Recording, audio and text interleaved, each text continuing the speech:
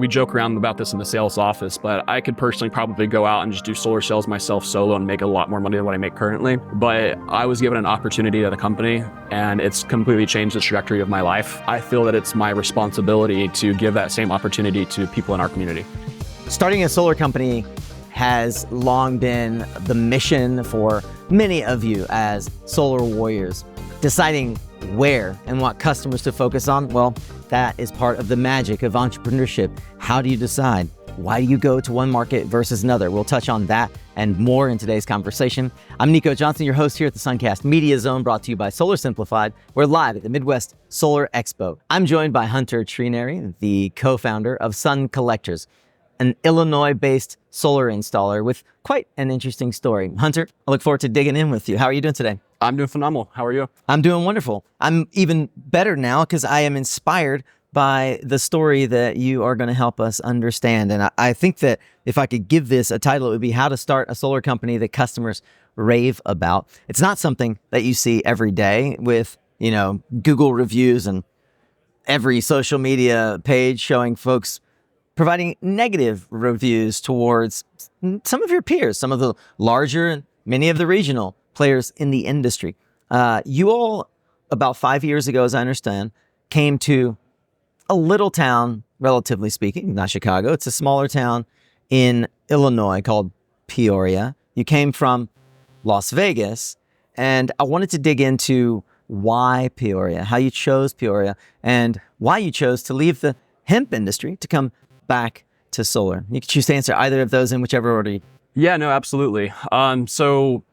Really, since the beginning of our business, our niche has always been aiming more so to rural communities that would not be helped without us. And so the company, we actually technically started in Vegas, but back then we were going about 2.5 hours away from Vegas. And what we quickly realized is the big nationwide installers, they don't want to travel too far outside of the big metropolitan hubs. Wow. They want to stick close to home so that they can, maximize their efficiency and make more money.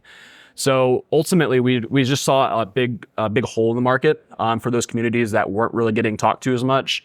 So we were about 2.5 hours south of Vegas, and we helped like a little retirement community. And there had been like maybe 1 or 2 solar companies through there, but it wasn't anywhere near as saturated as Vegas. Yeah. So whenever we came to Illinois, we did some research, and again, like we wanted to pick a community that wouldn't be helped if it wasn't for us. Yeah. And so we assumed that all the big nationwide players would go to Chicago or to St. Louis, but we assumed that no company would initially, because back in 2019, this is right when the program had first started. Yeah. So we assumed that no one would go to Peoria, and we did. We were the first company out there. Wow. And there's a famous saying they have in Peoria that's tied to the music industry, but I think it works here. Yep. If it plays in Peoria. Yeah. Yeah. And it alludes to? Yeah, so in Chicago, back in the day, anytime that you would have, people wanting to get into the music industry, they would, and before they could play in Chicago, they would say, hey, you gotta go down and play in Peoria. And so if you can go down in Peoria, and if you can play there, and if people like you there, then you can come to Chicago, and then you kind of made it to the big wigs. Yeah, it's like the minor leagues. Precisely. Minor leagues for Illinois. Yep. I like that. I like that analogy. So you guys intentionally chose an underserved market. But what I didn't ask is why Illinois? You're sitting in Vegas. You could have gone to South Carolina, Florida, California for all. Yeah, no, absolutely. So my business partner and I actually we started working together in Colorado, and then we actually moved to Las Vegas for the hemp industry. Right. This was back in 2018, right when the Farm Bill had just passed. Yeah. And so we chose Vegas for the hemp market. However, long story short, we kind of broke up with our investor in that business. Yeah. And kind of split paths. But we kind of fell back onto solar, and ultimately we didn't choose Vegas for the solar market. The solar market there was very saturated, still is very saturated, but we did not want to be there. And so, I have decent networks for being in solar for a while now. Yeah. So ultimately we just did a whole lot of research trying to figure out like where the new next emerging market is. And I read up on some of the legislation in Illinois. They had passed CEJA as well as FEJA, basically mandating that we're going to close down all of the coal plants. Right. And history repeats itself, and things that happen on the east and the west coast slowly come to the center. Yeah. Peoria is right in the middle. And so I've already seen like the writing on the wall. I know that whenever states come out and push this massive legislation, I know how it affects the utility rates. Yeah. And so ultimately we assumed that as they closed down the markets, because like also when we first came out here, the rates for electricity for residential was about like 7 cents per kilowatt hour. Yeah, making it virtually impossible. Exactly. Yeah. And so at that point, it was kind of disconcerting at the beginning. However, the assumptions that we made about the market have been completely correct. The rates went up by about 70% last year. 1 year. In 1 year. Yeah. Yep. What are they sitting at right now for Resi? Right now, depends on the time of the year, but for Resi, anywhere from about 15 to 17.5 cents per kilowatt hour. More than doubled since you've been here. In 5 years, the rates have more than doubled. Mm-hmm. Wow. That's incredible. Back in 2006, when I started my first solar company, we used a pro forma that said to the customers, look, if we just take the assumption that your utility bill goes up at 5% a year, the way it always has, then here's how the math works. This is going to pay for itself in 7 to 8 years. Mm-hmm. And what we now know, by the way, that was 2006, almost 20 years ago, it's gone up about 700%, not 5% a year. So in 20 years, that would have been about 100%. No, it's about 5 to 700%. Just in the last year alone, California rates, as with here, are up 30%, 40%. It's incredible. They just make it easier and easier for us to sell solar, don't they?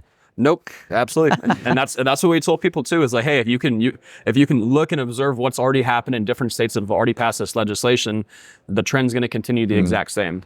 So another thing that stands out to me is you and your co-founder at the time of moving to Peoria were two 22-year-old guys trying to make it work. You're young entrepreneurs.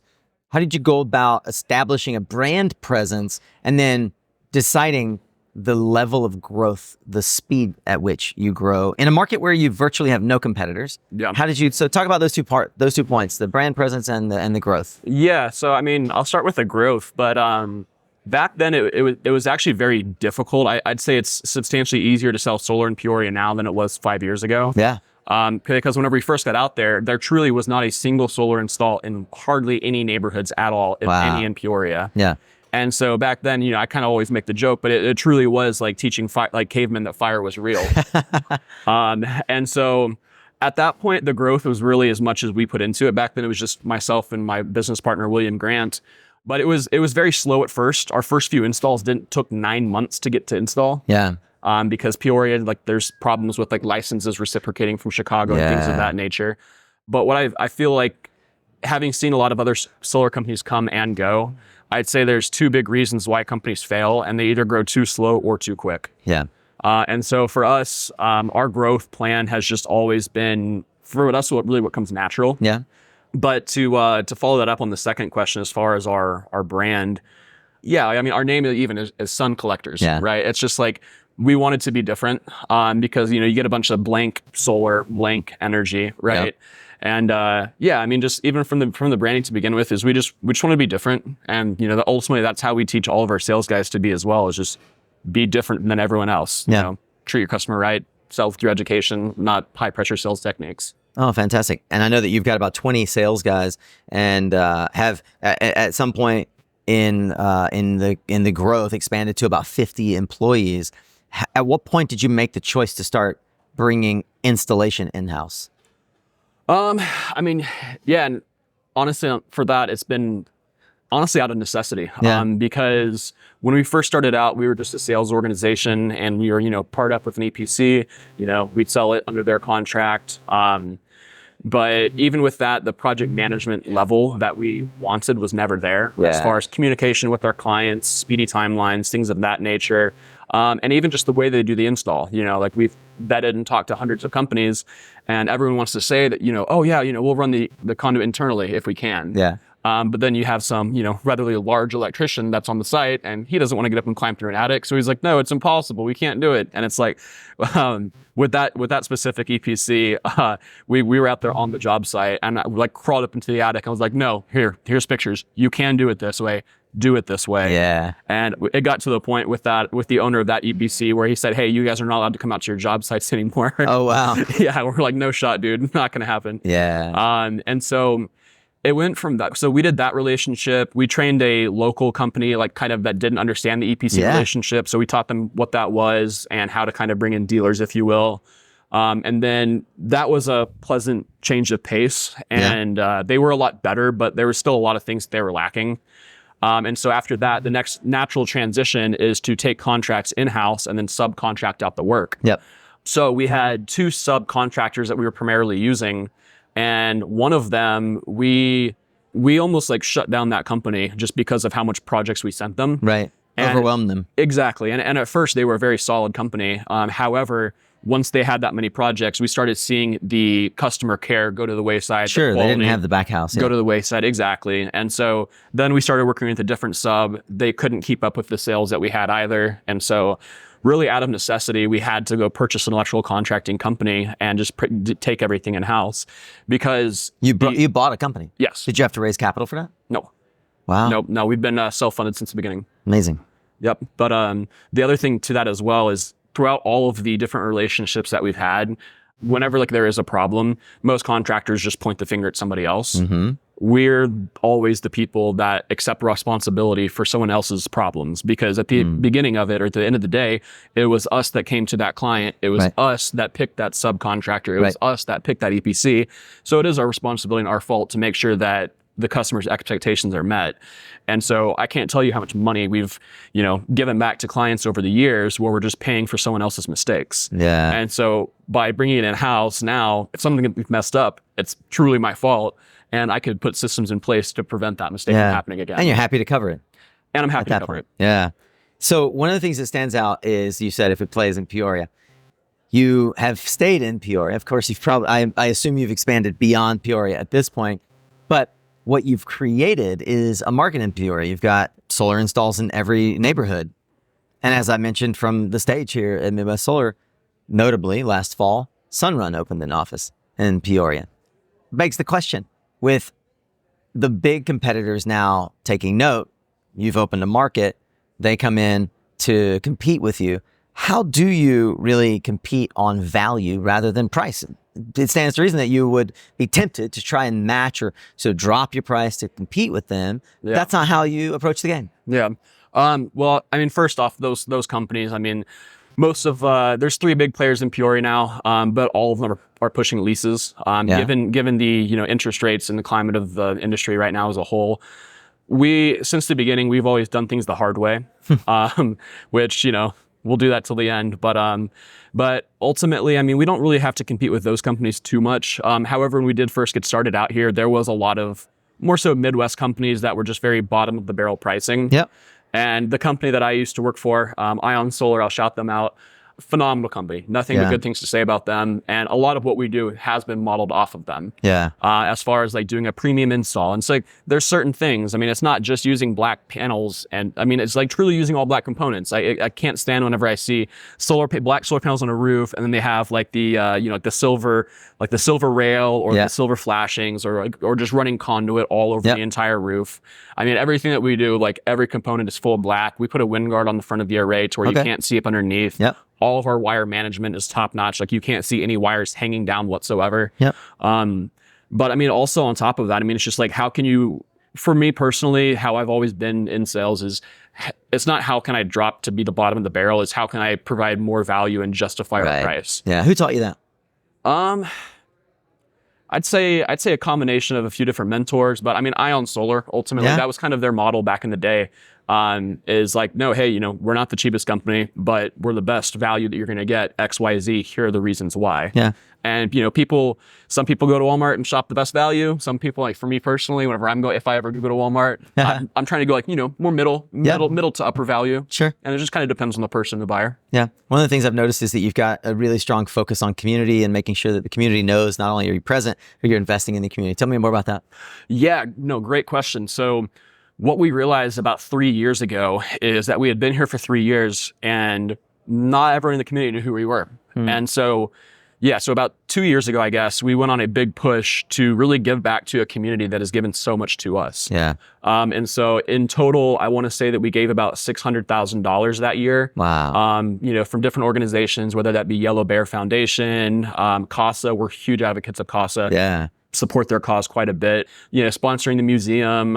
And there's a lot more that I can go into on that as well. Well, you've also got some clever things that you do to just seed goodwill in the community as well. Like what's the tipping? Yeah, so we've started 2 different things. One's a tipping big for the community event that we do, where we pick a local privately owned restaurant. Not ones that are really expensive, more so ones that could probably use a little bit of help. Right. And yeah, once a month we get a group of people together.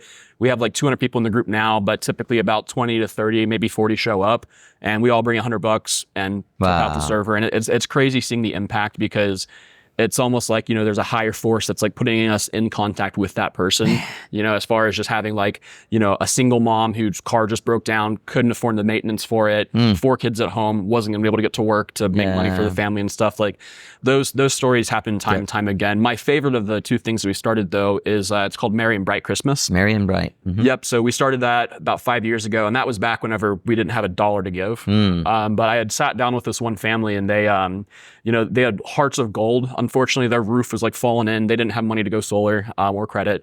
But what they did though is they took in and fostered the like LGBTQ community, which finding homes for those people can be difficult. Yeah. And so we saw that, and basically we took them out and said, "Hey kids, Christmas is on us. Go fill the shopping cart." Wow. And so they were all stoked. And then come 5 years later, so we give the opportunity to our team every Christmas, like, hey, if you want to sponsor a family, here's the cost. If you do it, the company will match you. Yeah. And so we did about 18 families last year, and in total, we've probably done about like 50 or so maybe since we began. How do you ensure that you've got a healthy pipeline of folks that want to work for you? I mean, a lot of it's just around not retention, but I'd say at our core, Sun Collectors is not just a solar company. Whenever we're talking about the sales and the installers, I'd say at our core, Sun Collectors is a personal development company. And so it's not about having, because with solar sales, there's good money in it, but it's not just about buying the flashy car. It's about how can you use that money and make that money really matter and make a difference in the world. Yeah. And so, a lot of what we teach our guys is, helping them, build credit, have financial literacy, help them buy their first property, help them buy their second and third investment properties. Yeah. And really just like really mentoring. And just like, for me personally, we joke around about this in the sales office, but I could personally probably go out and just do solar sales myself solo and make a lot more money than what I make currently. Yeah. But I was given an opportunity at the company, and it's completely changed the trajectory of my life. And so I feel that it's my responsibility to give that same opportunity to people in our community. Yeah. Who's Tammy Duggar? Yeah. So, so again, talking about paying for other companies' mistakes and whatnot.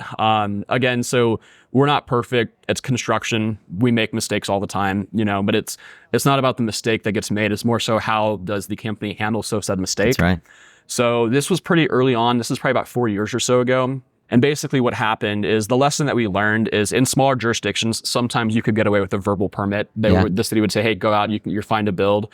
So we went out there and we installed this ground array at this, so first we did a ground array at her personal house. She owns a veterinary clinic. We did a ground array there. As soon as we finished the install, the city came out and said, hey, you know what, actually we just passed an ordinance. We're not gonna allow solar in the village of Tremont. This was also during COVID. And so we had just finished it. Payments on the system on the loan had started up because we had done the install. And long story short is it took 6 months where I went to 3 different variance meetings. They were all over Zoom. And in the meantime, over that 6 months, she's getting power bill and full payment. And so ultimately, they made an example out of her, and they ruled that they're not going to allow the ground array. So we literally had to take the ground array up, move it to the vet clinic. They have most east-west facing with like a small little area for south facing. Yeah. It would have done about 85% of her power instead of 100. So what we ended up doing is we gave her like an additional like 15 panels to get her up to 100% no cost. And then we also covered her electric bill for 6 months, which that was like a $400 average power bill because it was during COVID. And if you think we made $1 on that project, you're completely mistaken. Yeah. No, just on the $2,400 alone that you paid for electric bills, that's your profit right there. Yeah. So with all that being said, yeah, we definitely saw a lot of red on that project. But on the flip side of that, she's huge in the community, right? Okay. And the people, I love when mistakes do happen because then that gives us the opportunity to show how we take care of things. And the people that there are mistakes on their project, those people leave the best reviews. Yeah. And they also send the most amount of referrals as well. The one benefit that I love about Peoria is word travels fast. And if you help if you screw one person over, pardon my French, but they're going to tell the whole world that solar's a scam, doesn't work. Whereas if you just do good business and just treat people the way you want to be treated, they're going to go, tell a few friends. And so, that's ultimately why we get the amount of referrals that we do, is because we just stand behind our word and just take care of our people. You mentioned that a lot of the incumbent or the competitors, the larger companies that are coming in, are pushing lease products. And I remember in a conversation that we had that you don't do finance products that have dealer fees. How do you approach helping your customers afford and pay for these products? Yeah, so we, and again, kind of circling back, we always like to do things the hard way. And so, you could get set up with, the big solar financiers that, you can do loan documents on the spot, get the whole deal wrapped up, might have a nice bow on it. Historically, we've always worked with credit unions because... And it, very sometimes community-based way to do it. Yep. And not necessarily we have one that's semi-local and another one out of Washington, but it adds extra steps to the process. And, maybe we lose a few deals during the underwriting process and stuff. It is what it is. But at the end of the day, they got a solid interest rate and no dealer fee attached to it whatsoever. In the market that we're in, it makes zero sense to go and tack on a 30% dealer fee. Yep. You're already getting 60% plus of the city subsidized. Why would you front load the interest into that? Yep. And so our pricing often came out a lot less than a lot of our competitors due to that alone. Yeah. And you are packaging loan products, and despite the higher interest rates, because you are paying it forward by removing the dealer fee out of the equation. Exactly. And it comes down to education, which most companies don't educate their sales reps entirely, at all, really. But I mean, it depends. So Peoria, there's a very high income and a very low cost of living, which means that there's a fair amount of disposable income to be used. And so, I mean, it just depends on the client, right? Like there's some markets where dealer fee does make sense. Yeah. If someone doesn't have the means to pay it off and they are going to take it to term, then yeah, it could make sense. But where we're at, it just doesn't make any sense whatsoever for us. Did you know that it was a high disposable income disparity in that market ahead of time? No. Okay. No. I wish I had done more research because rewind a little bit. When we first came out to Peoria, it was about a year or two after Caterpillar had just pulled all of their executives out of Peoria and moved them all to Chicago. No way. And when we first got there, you see nothing but mansions that are just sitting vacant that cannot be resold because no one has the income to purchase them. Right. So whenever we first moved out there, I mean, that was disconcerting for sure. But ultimately, yeah, just the whole like attitude towards Peoria was very negative because, but ultimately it was the best thing that could happen to the area because there was too much dependence on that big corporation. Sure. And so there's been a lot of good that's came. And now, right now, Peoria's on the rise. Like it's really popping and it's nice to see the attitude and people like starting to have that pride in Peoria again. Yeah. Well, it seems like there's a lot of folks that have pride in Sun Collectors as well. I know since you mentioned that a lot of the work that you do is in that development space for, it is personal development, it's mindset. I imagine that you, like me, are an acolyte of Zig Ziglar. May he rest in peace. Any favorite quotes from Zig as we wrap up? Yeah, and I'm probably going to butcher it and not say it verbatim, but ultimately it's just like, if you help enough other people get what they want, then naturally you're going to get what you want. Yeah. Right. And so that's why we like, putting our sales reps in a position to where they can create generational wealth and set themselves up and teach them how to really ultimately just make a big impact on the planet and more so how to leave the planet a better way than how we found it. Yeah. Well, I think that you're well on your way there. It's really a pleasure to get a chance to hang out, learn more about how you guys are building the business. Thank you, Hunter, for taking the time to speak with us. Absolutely. Thank you.